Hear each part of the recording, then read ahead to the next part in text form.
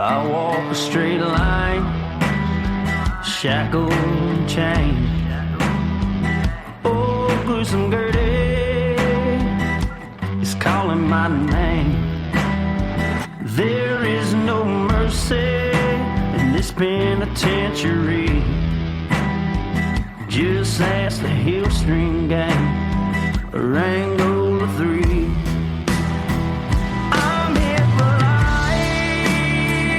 I'm here to die. Inside these walls, inside the wire. And when the wolf cries, I know it's over. Oh, bloody Angola. Oh, bloody Angola.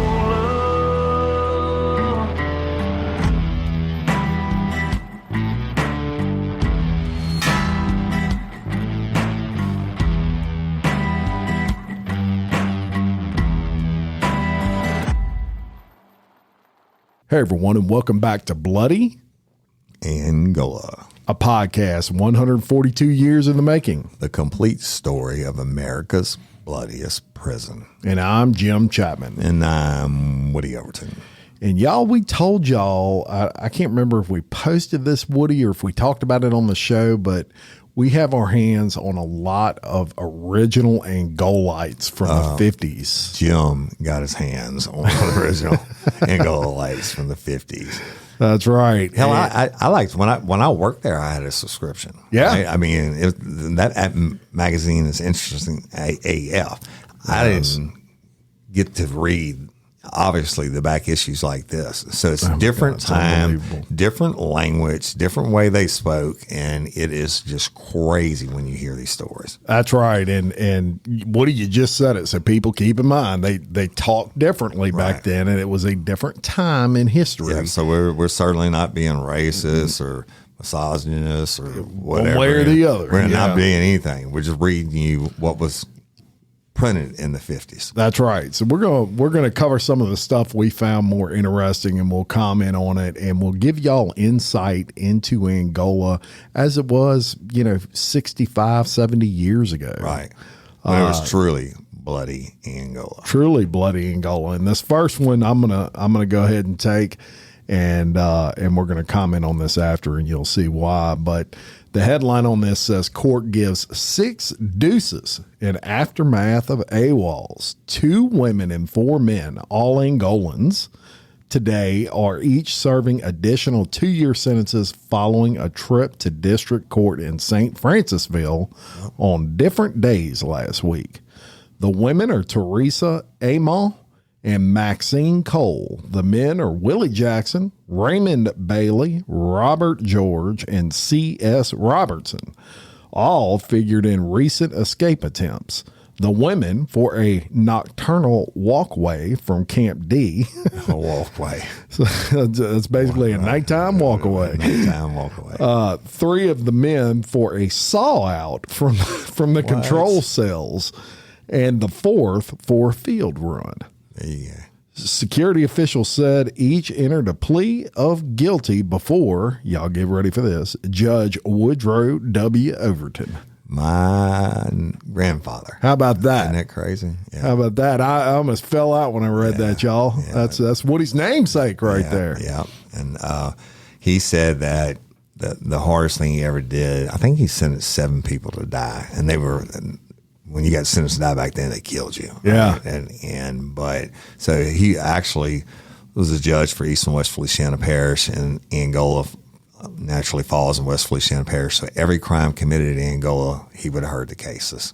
Yeah. So he definitely heard that one. And incidentally, y'all, this is dated April 7th, 1956. So that's how far off we're going. The other crazy thing about that is, I think that's the same time frame when my mama. So the judge is naturally my dad's dad, right? And my papa. And my mom's mom and dad, my grandmother and grandfather, lived on the beeline when my mom was a little girl. But my mom's mom worked as a female correctional officer for the women's side. Oh wow! And now they don't even house women there. Don't even. But back then they did. They escaped just like the men did. Yeah, they were really escaping back then. Then they didn't have all the security measures they have in place now. Certainly didn't have wolf dogs and everything else. And I guarantee you, they want to get out. So let me read you another one, y'all. It's called Cash Gone. Cash Gone. Cash Gone. Uh-oh. Edward Moss, a resident of the Hill Castle CCR, today possesses the dubious distinction of being the first inmate to be caught with cash since the ban was effected in February 1st. A police report said Moss was being taken to Charity Hospital in New Orleans for treatment. A routine shakedown by a correction officer revealed 5 $1 bills concealed in a box of matches. Come on. Well, you know what you could get $5 back then? Yeah. That'd been like $5,000 now. Yeah. And of course, back then, they, smoked and cigarettes for cash and everything. But he was going to New Orleans. I bet you he's going to bring some dope back with him. No doubt about it. And had $5 cash gone. in the matchbox. And they had just outlawed. Apparently, you could have cash before 1956. But February 1st, 1956. They figured it out. Isn't that crazy? Yeah. Crazy story. So, still sticking with that particular Angolite edition, paper rags bring $36.88 for fund. A load of waste paper and rags sold to a Baton Rouge dealer last week added $36.88 to the coffers of the inmate lending fund. Ooh, a check in the amount has been deposited. So, lending fund? The lending fund. Back then, the inmates they served as their own bank. Yeah. So they would do things to earn money, like in this situation, and they would actually loan each other money for the canteen and things like that. And you pay interest, I guess, or whatever. And nowadays, they do 2-for-1s. That's illegal, but you run out of chips before the end of the month and you want a bag of chips and you're so hungry, you go see the man who's got the store in his Foot Locker, which he's not supposed to have. And usually the guy that's got somebody putting money on his books and buys everything. And they do 2-for-1s or 3-for-1s or whatever. And the reason they outlawed it actually is because all the fights and shit it caused when people couldn't pay it back. Oh, wow. Crazy. Well, let's take you to April the 2nd, 1956. Now, y'all, some of these are just hilarious. The title of this one is Bait Snares Possum. It ain't every day a feller can come up with a fish story which has a baked possum at the end of it. No sirree. This is their writing. Benson Swamper on the Angola Ferry set out his line in the Mississippi one day last week. Said line was temporarily baited with a tidbit marinated to tickle the palate of any catfish within whistling distance. All right. Atop the line was an empty jug for a float to show when Mr. Cat nibbled. It was worn and Sashon dozed. He came awake with a start when he saw the empty jug disappeared under a log on dry land. Right? Tugging on the line. Right? Tugging on the fish line, he found a full-grown possum weighing about 9 pounds who had foolishly gobbled hook, bait, and all. That aroma you smelled down Camp E Way was the possum slowly roasting in his own fat, plus a few candied yams, of course. That's the whole article. Of course. That's crazy, bro. And, my dad used to joke about it, saying, when I was a boy, I ate possum. I'm like, you ain't ever ate possum. The only possums you see them, but if you ever seen a dead cow in the field, when you go up to it and it's all bloated and you kick it, possums run out of the gut pile. I ain't eating possum. That's funny. Y'all, the way they write it and the words they use, we're actually reading what they wrote. I think it's hilarious. That's right. How about this one? More 56 tags are on order here. Now, y'all, they make license plates at Angola. Yeah. And in 1956, they absolutely made license plates. And so they covered it, a little bit of that in the Angolite. And they said sales of automobiles in Louisiana must be trending upward, with stores offering a jalopy free with $500 worth of new furniture. What? I kid you not. So apparently they had a store, basically, if you bought new furniture, they give you a POS car. A freaking car. Piece of shit jalopy, yeah. For $500 worth of furniture. And so it goes on to say, driving the car free with every new purchase. Witness to the fact is the local tag plant, which last week received orders for 40,000 additional license tags for 1956. Yes. New Orleans alone called for 15,000, they said. The plates cost 7 cents each and sell for $3. And Jesse James was a native of Missouri.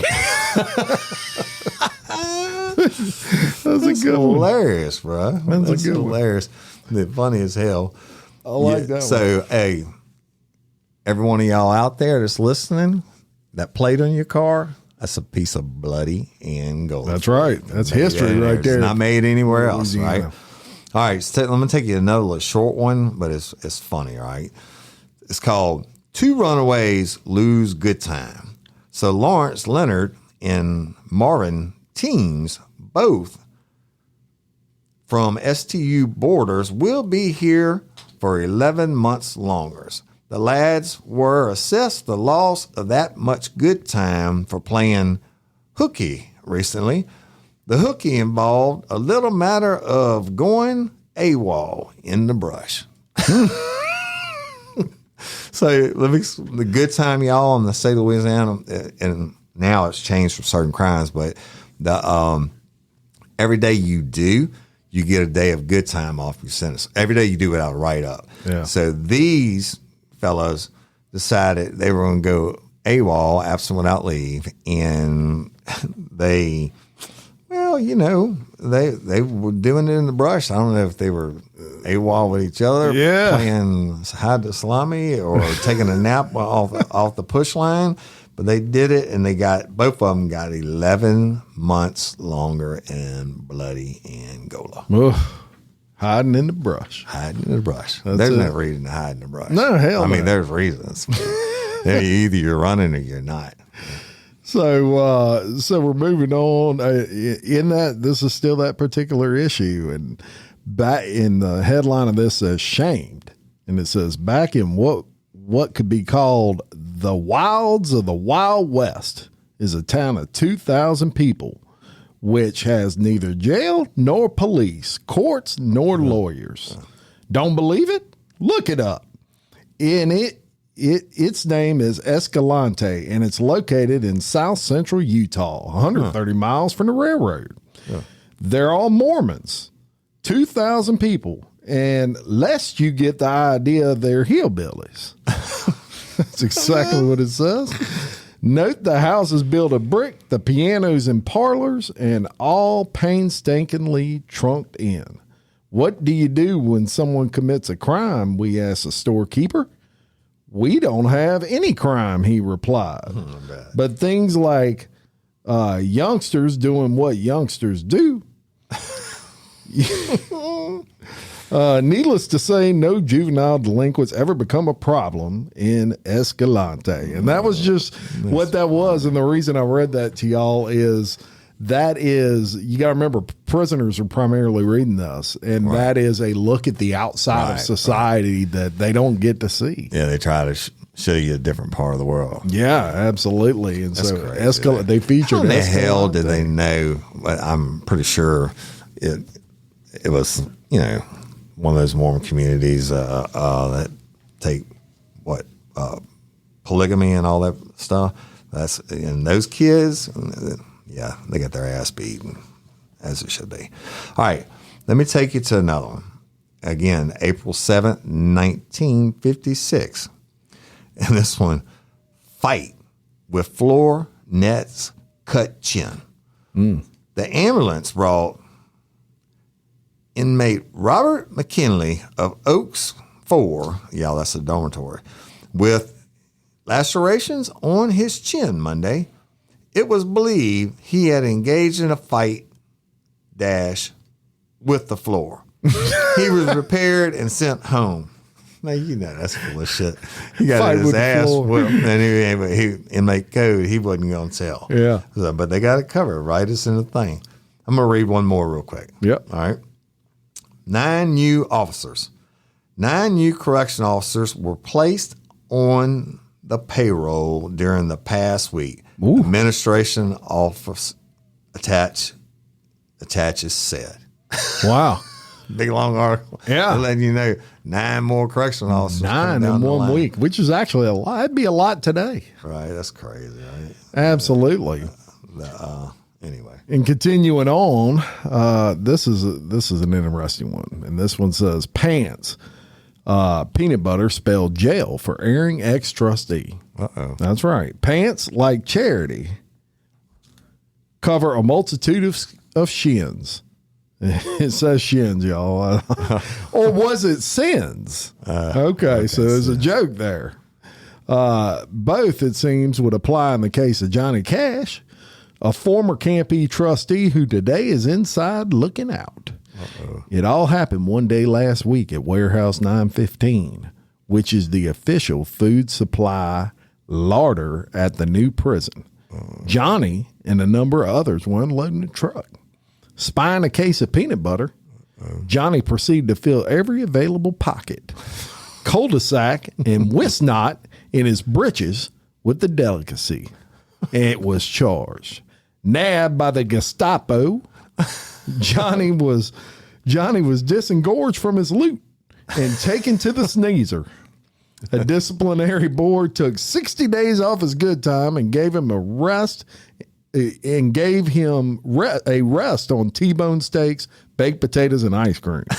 So basically, that dude stole some peanut butter and lost all his privileges. So that peanut butter, I've seen it. It comes in big metal cans. That means he had to open it and get handfuls of peanut butter and shove it in his pockets just to get it back. God. And he would have got the part without the lint and probably sold it or traded it or whatever. Think about that. That's got to be tempting in bloody Angola when you eat. You get a little extra PJ. Oh, man. He tried. Not even PJ, just B. I'm gonna read one more on here, and that is, look, even back then they reported suicides and things like that, right. and it says here, suicide try fails. Teresa Amcon, a resident of the woman's camp, was treated at the General Hospital one day last week for lacerations on her arm. 3 stitches were required to close the wound, which was described as self-inflicted. Really? Yeah. So, I mean, they even reported, look, they give the name and everything, and the person actually trying to do whatever. Trying to kill themselves. Do the deed. Yeah. Right? All right. So, y'all, let's take you to August the 28th, 1954. All right. And this is a short one, but like Jim said, they reported everything. And I think they probably shortened some of these down like this on purpose. But the name of it is Stabbed in Fight. Uh-oh. Leroy Brown of Camp A received stab wounds in bicep, back, and shoulder Sunday in an affray at his home unit. 17 stitches needed, the hospital said. 17 stitches, damn. Stitches. And they didn't say that was a anything fight. else about it. Yeah. Yes, indeed. Yeah, they didn't get into that's detail. That's when bloody Angola. They had to go into detail. He got jugged. He probably didn't tell who did it. I guarantee he needs 17 stitches. He has some holes in him. And he didn't rat on it because he got 1,700 more stitches, and the correctional officers probably didn't give a shit. That's right. That's how much he got investigated. So this one here, y'all, is from 1954, and this is the title of this says "Brown Jumpers in for Trusty Winter Wear." It sounds like something you read in a JCPenney ad, right? Brown jumpers are in. Brown jumpers. For trustee winterwear. So what will the well-dressed trustee and convict guards wear this winter? Back then, y'all, they had convict guards. That's right. Yes. That's why this other one didn't get investigated. The one I told you about in the last one. That's right. Brown denim jumpers, each lined with blanket cloth. The General Warehouse said last week a quantity of the coats is now on hand, ready for distribution as soon as the weather demands, they said. Maximum security inmates will wear the blue denim jumpers, which were washed and stored last spring. Also on hand, the warehouse said, is a quantity of long-handled underwear for the winter. Right. Raincoats and boots will again be available for wet weather. That is crazy. So they actually dress these trustees and the convict guards in nicer, heavier line stuff. Everybody else got to rewash it from the year before they stored. I imagine it had a few moth holes in them, don't you think? Oh, and long johns, you still getting somebody else's shit stain in your underwear. Oh, you better believe it. I mean, y'all, when you go to prison, in case you didn't know, you don't get to bring your own underwear. They give you the same shit that's been issued to 1,000 other inmates for it. And look, when you send your stuff in to be washed, it's like your bed sheets. You get back, it's a potluck. Right? That's right. So anyway, all right, y'all, let me take you back again to 1954. And it's a big headline, y'all, and it says, Rabbit Sans, that's S-A-N-S, beer. Now, that's in all capital. Rabbit Sans beer. Cane rabbits? Yes. Field rabbits? Sure. But Welch rabbit? Never heard of one, bub.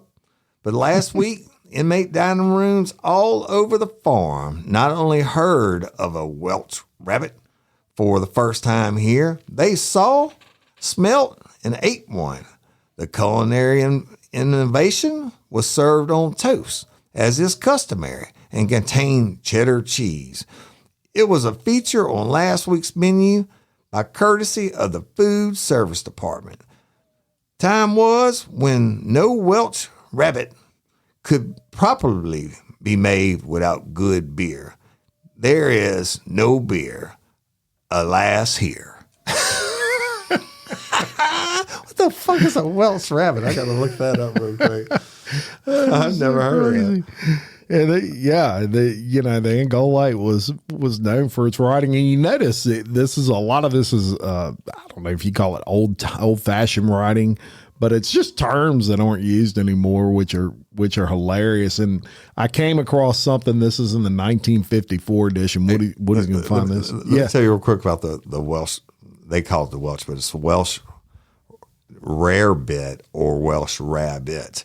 Is a dish consisting of hot cheese-based sauce served over slices of toast bread. The original 18th century name of the dish was Welsh rabbit, which later reinterpreted as rare bit, as the dish contains no rabbit. So they're even playing on that. Your buddy might kill a swamp rabbit when he's out in the field. Yeah. Or what was the other one? Cane rabbits, yeah. Yes, field rabbit, sure, but Welsh rabbit, never heard of one, bub. That's because they didn't have it. Love it. So basically, it's a cheese sauce. You'll get a kick out of this one, Woody, and this is the 1954, y'all, and it's actually a count report of all the camps and the inmate counts and things like that. I found this interesting, and they had a camp. It was called the Old Rec Station. They had 5 inmates there. Camp A and CCA had 584 inmates. Wow. Camp C had 259. Camp D had 80. Camp E and CCE had 328. Camp F had 388. Camp H1 and H2 had 412.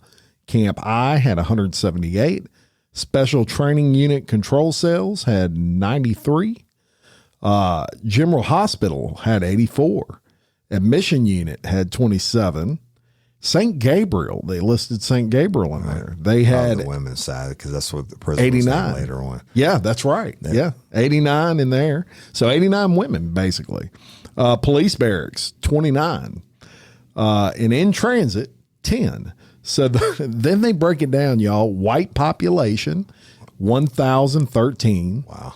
Colored population, 1,680.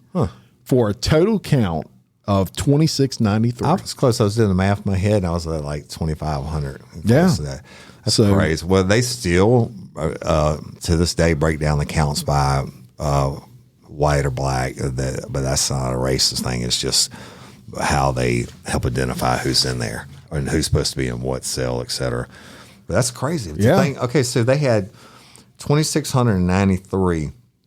This is in 1954, and now it's 2023, and they got like 6,000. Yeah. It's crazy. Crazy. All right. Let me tell you another one. And again, y'all, these titles jump off the page. Laundry girls get Coke treat today. Ooh.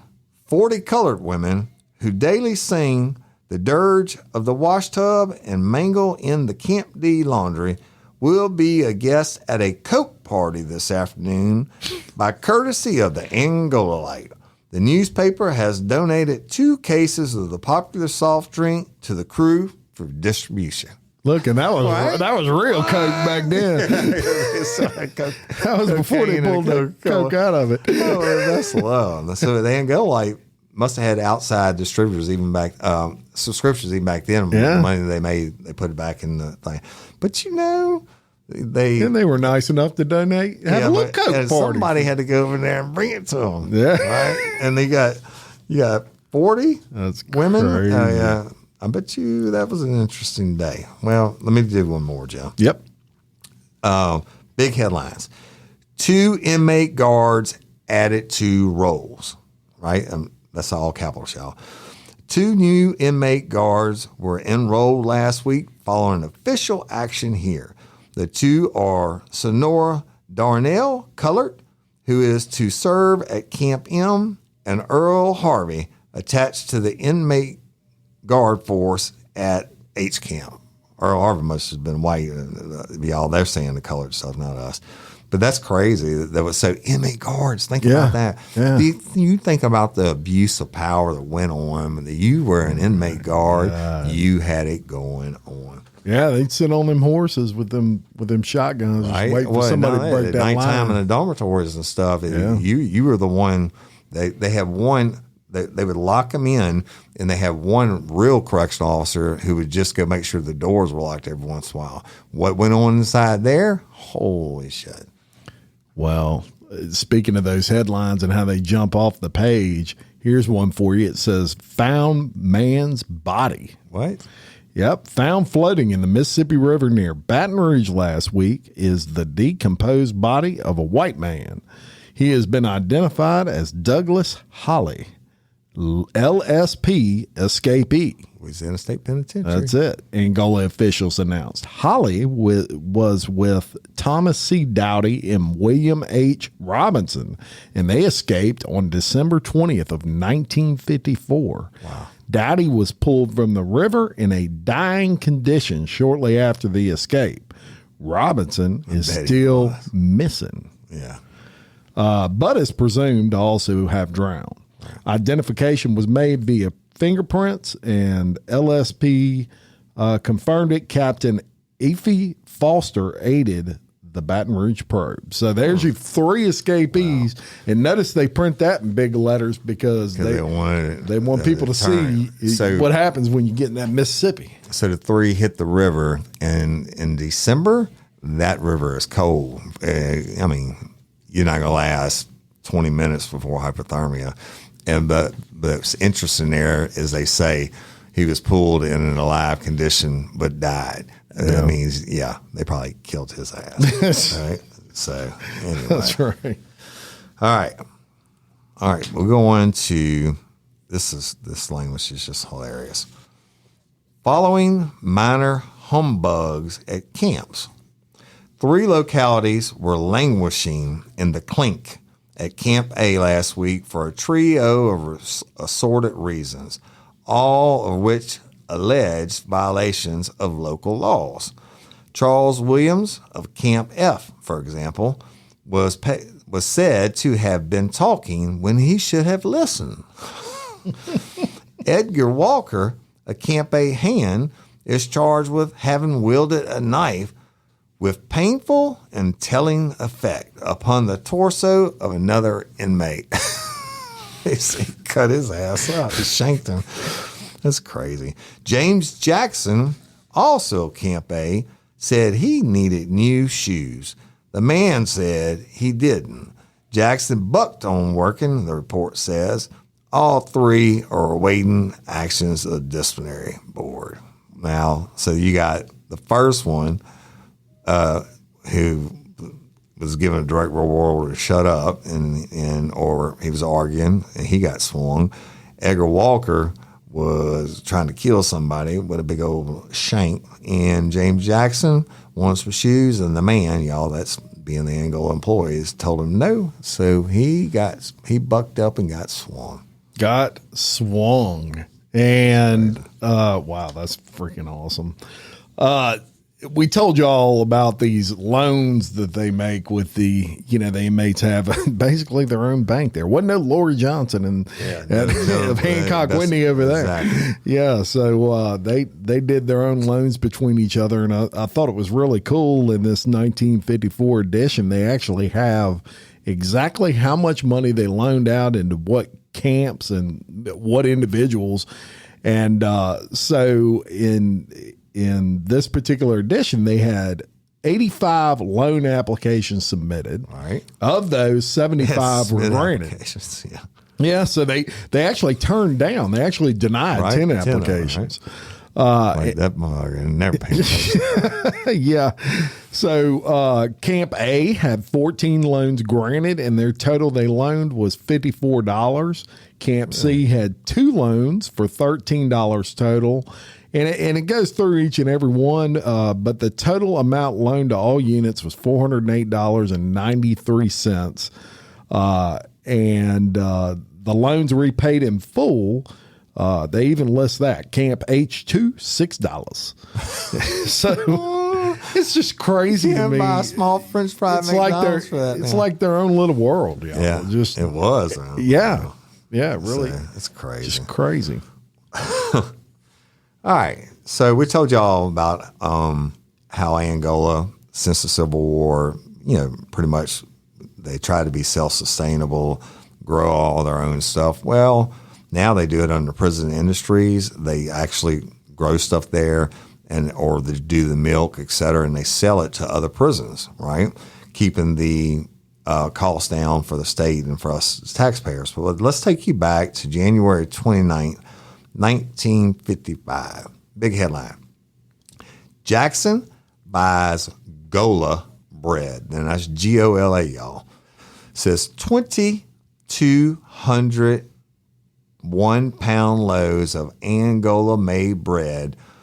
First of 3 shipments left by truck Wednesday morning for the East Louisiana State Hospital at Jackson.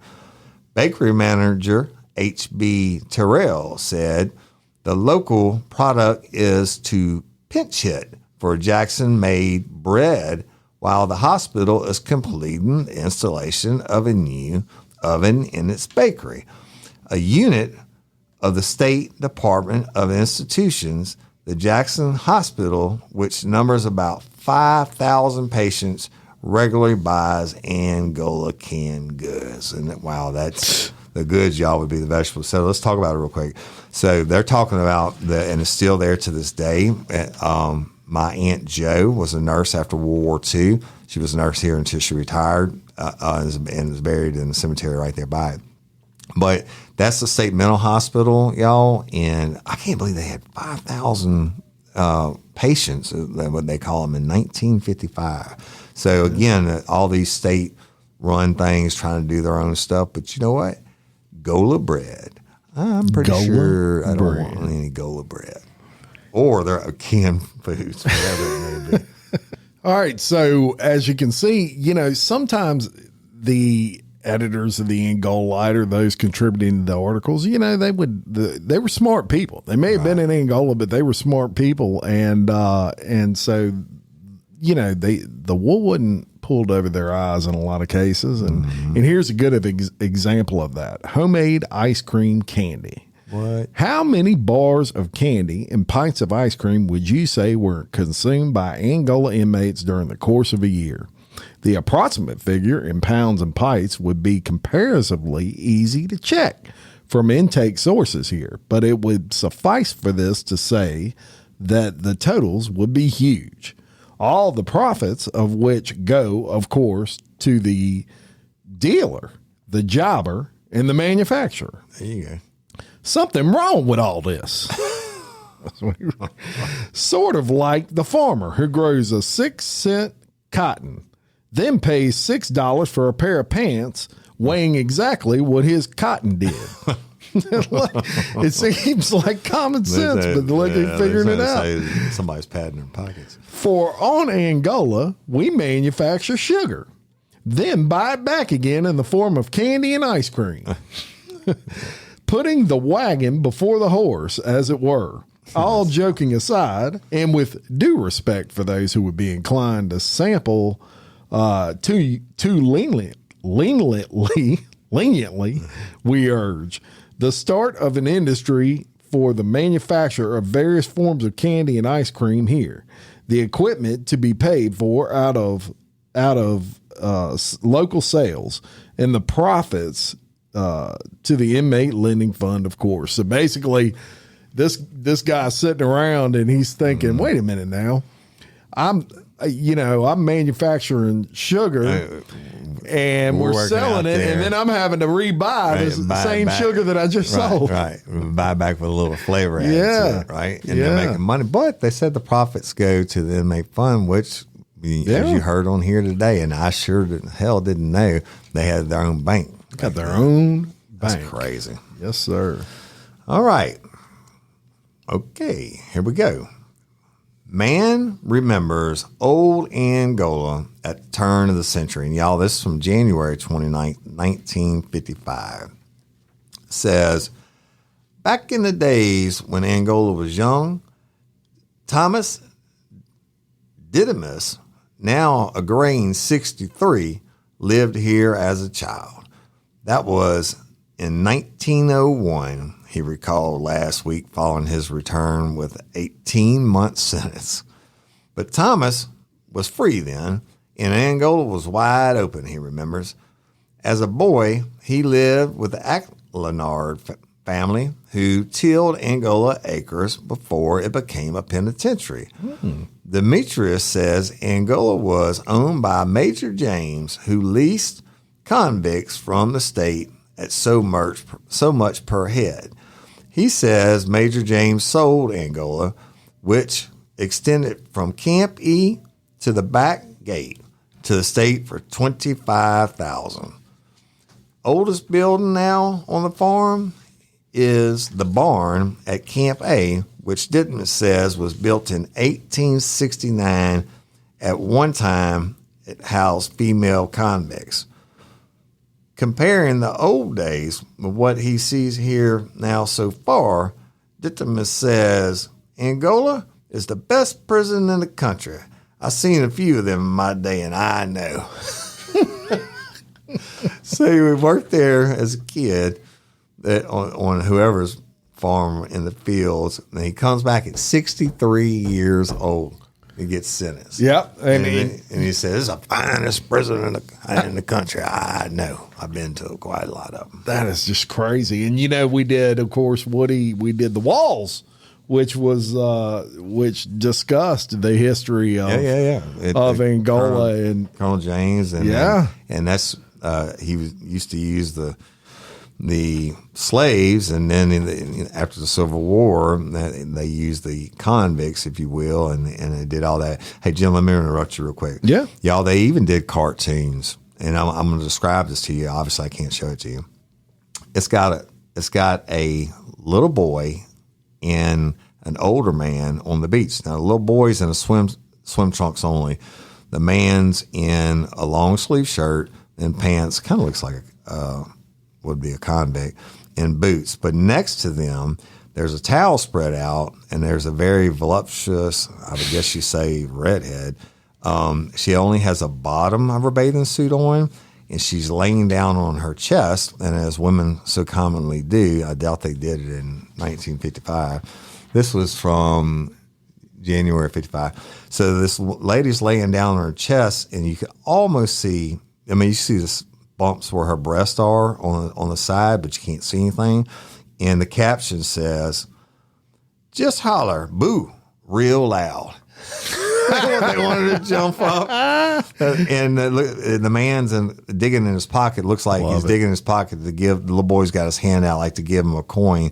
And the man's telling the little boy, "Just holler, boo, real loud," to get her to jump up to see those boobies. See those boobies. Yeah, even back then, y'all. This is back in the 1950s. My dad was like that. 12. Yeah, that's crazy. And then I'm gonna read you a couple here. So this is just kind of, when they would do these Angolites, they would come up with just news of all sorts. And so one of the articles says, Moose joins the ranks of bald heads.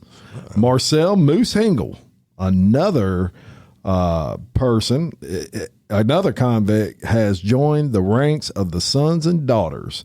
And I Will Arise, Circle 615 today, is sporting a bald head. The Moose became number 4 at the new prison to doff the skull adornment. So apparently, if back then bald heads weren't popular, like if you shaved your head or whatever. So they actually kept track of people that did that. And Moose joined the ranks. As if you're named Moose, you can't have hair. I mean, you just can't. It don't look right. And then here's another one that says, Field Humbug puts man in pokey. Uh-oh. That's right. It all started over humbug in the field. But Jack Honeycutt of Camp A1 got the rap because Jack was seen by an inmate guard dropping and told to drop a knife. He told the man the knife was found, but Honeycutt said he was only keeping it for someone else. Yeah. Right. The court gave him the rest of the day in the hole on chicken and strawberry shortcake indefinitely, whatever that means. So he basically got the hole for having a knife. And then when they said, "Where'd you get it?" He said, "I found it. I was just holding it for somebody else. Yeah. So that's hilarious. Yeah. Even back then, just the craziness of what they were reporting, especially compared to now, y'all, is think about it. Different. What do we say? Almost 3,000 inmates locked up. They're not getting the Morning Advocate or the state paper or whatever. I'm sure the library, if they had one, was very limited. So the Angolite for them was like the best. Oh yeah, that was all they had. I mean, that was their escape. They didn't have TV. That was their escape. And if you could read, I'm sure they had one of them that sit around and read to everybody else, right? That's right. Like it was a high level education, or they had any Botech schools or anything. And they kept it going, and essentially, that was a weekly edition for a long time, not just a monthly edition. They released weekly. I mean, that was it. And that got to have some kind of entertainment, right? Absolutely. So let me tell you the title of this one, and it might be it for today. Let's see. Is capital letters. Axe. Oh, let me tell you when it was. It's from April 7th, 1956. Axe accident puts bite on man's neck. Now, y'all, that's the title, Lord. Right? Swinging an axe over his shoulder one day last week, Douglas Johnson of Camp A2 was wholly unprepared for what followed. The axe slipped and took a swipe at Johnson's neck. At the emergency room of the General Hospital, able attendant Leonard Bush put 8 stitches in it. Oh my God. I bet that he didn't cut himself on the back. Somebody hacked him. Yeah. So Jim, we need to look up, and I'm sure one day when we actually do go on the tour, the General Hospital, right? So we know that the nurse back in those days, they called her the Angel. There was no full-time doctor, so it was convict inmates who were doing most of the stuff. I mean, even doctors get sentenced to prison. But that General Hospital, I would be interested to know where it was and all that. And we could put a number on how many people died there. Yeah. Yeah, no doubt about it. Accident puts bite on man's neck. And, you know, also one thing they did that was really cool in the Angolite back then was they did what they called local briefs. And those were just short little paragraphs that highlighted things going on just in general in the bloodiest prison in America. And so I'm going to read some of those for you. And this is the local briefs. And it says 45 pupils from an East Baton Rouge Parish High School basically took a trip around the plantation last Saturday. So they were just still do that to this. Yeah. So a tour even back then. Grader operators are now lining out water runoffs on each side of the main highway from Camp A to the General Hospital turnoff. So these are separate stores. Yeah. And so they're ditch work, basically. Yeah, telling them that's what they're doing over there. Then they have one that says seek toothbrushes. Trustees at Camp E have asked, please, can they get a new toothbrush? The one they had is now worn down to the nub, they allege. That's crazy. Airstrip cleanup. Anticipating a rush of flyboy business, crews last week cut the grass on the Angola airstrip. Really? Wow, I didn't know it existed back then. What year was that? This was 1956. Wow. Yeah, so even way back They then. hadn't even been flying that long since 1917. Yeah. Well, how about this? Wax his toe. Henry Collins of Camp A2 whacked his toe Tuesday instead of grass. He was treated at the hospital. Ooh, well, it means he probably didn't have good shoes. He had brogans on. Yeah, that's right. Store progresses. Construction workers are again active on the inmate commissary and hobby shop building in the new prison. Work on the structure has been delayed because of wet weather. So that was going on. And then it says, count messed up. Uh-oh. Emil Lucas of Camp A2 is in the hole today for messing up the man's count. It's exactly how it says. Emil was in the sack. He should have been facing eyes right. That's right. They made him get up and stand almost at attention. And he was asleep when they called for count. Yeah. Emil said, I was tired. Pissed him off. They threw him in a hole for that, y'all. The man threw him in a hole. And that way, it was really the hole then. Right. It wasn't like the hole now. A real sweat box. Yeah. It says testing staffers, the testing office where they determine if you're a high grade moron or just a moron. Really? Or just a moron is now across the hall from the admissions unit. I can't believe they got that in there. It seems like they get their ass beat for that. Hell yeah. Barney plants posies. John Barney Barnhart, new prison orderly, has been active this past week planting flowers for the placing in the staff dining room. Well, isn't that nice? Right? Yeah, how about that? And they're basically calling him a pansy for the whole world. Oh, yeah. Except for he's working in the staff dining room. He's getting a little something extra to eat. You're going to love this one, Woody. Games barred. Uh-oh. Aha! It's against the rules to play hide and go seek in working hours. Are you serious? Yep. That's what Melvin McPherson of the STU did. He did the man salt. And when they found him, they put him, guess where? In the hole. Yep. That's what they wrote. Guess where? Hide and go seek. Really, y'all? I mean, he was probably trying to hide to escape or whatever. They're making fun of it, right? But the man called him. Yep. The man called him. That's how they referred to him. The man. The man is keeping me down. They even have weather reports in here, y'all, in the list. So here's the last week's mugginess reflected itself on the local scene. A general feeling of letdownness plus an increased awareness of the time left to serve. Ever stop to think how weather adds or detracts from the morale of a prison? Overcast skies and threats of rain were added to these marks, and it shows basically they were averaging anywhere from 45 degrees to 67 as a low, and highs from 70s to 80s. I would think that would be a good thing for them. No sun and that was in April of that year. Yeah, the cooler temperatures in the field and stuff. But that's super interesting, and look, we'll bring y'all some more of these in the future. One every season or something. Because I just love those. Yeah, I do too. I got one more I want to give them. Right, you'll like this one. Right.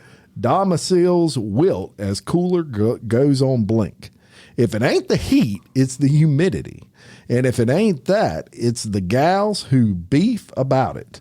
Last week, the air conditioning apparatus at the administration building slipped its bra. That's exactly what it says. The outside temperature rushed in with a gush. 3 damosels on duty wilted. They were revived with unspiked Coca-Colas. I love it, man.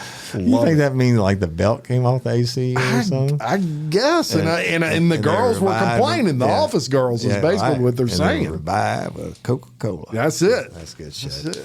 Unspiked Coca-Cola. Unspiked Coca-Cola. Right. So no Jack Daniels. Regular Coca-Cola. Y'all, real quick, of course, we hope you enjoyed the episode, and we really appreciate you. If you haven't tried HelloFresh, coming from foodie, y'all, and I cook for myself every day, and I'm kind of a snob about it. The food is freaking good. And for the value of the money, hell, I can't go to McDonald's or anywhere for what, you know, we pay for, especially with our code. Yeah. But it's good food. Give it a try. The proportions are plenty, and it's fresh, rise at your doorstep. You can order anything. And we appreciate HelloFresh for sponsoring us. That's right. 50% off plus free shipping using the code BloodyAngola50. That's 50. So you go to HelloFresh.com/BloodyAngola50, and you can take advantage of free shipping plus 50% off of your order. And if you tried and you cook it and you like it, because I know you will, take a picture and send it to us. Yeah. So we share it, because we have some. We're going to be posting some more videos. And real quick, last time, I'm going to mention it. Podcastawards.com. Yes. It ends, I think, Friday. So tomorrow. The podcastawards.com. Go to Adam Curry's People's Choice and vote for Bloody Angola, and go to the history section and vote for Bloody Angola. This is the one award we have not brought home yet. First time nominated for it, and just gives total validation of what we do.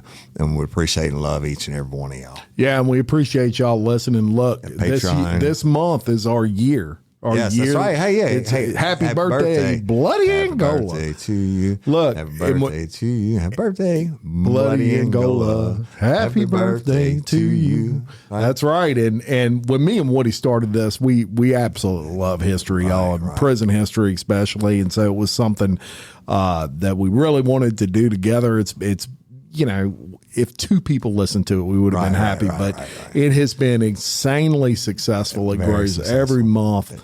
And we're a year in. It doesn't seem like it's a year, but you know, we enjoy it. We enjoy bringing love doing it. And our Patreon members, thank you so much. Y'all rock. You know, absolutely couldn't do it without you. But thank you so much. We hope you're enjoying all your bonus episodes. We just did another one last week. We recorded it for y'all. Yep. And so there's plenty of that. If you like Bloody Angola and you want extra bonus episodes, we have plenty locked up. Yeah, so go to patreon.com, search Bloody Angola, and we have a bunch of different levels that you can join. We do. So anyway, we love all y'all and we appreciate you. Thank you very much. And until next time, I'm Jim Chapman. And I'm Woody Overton, your host of Bloody Angola, a podcast 142 years in the making. Complete story of America's bloodiest prison. Peace.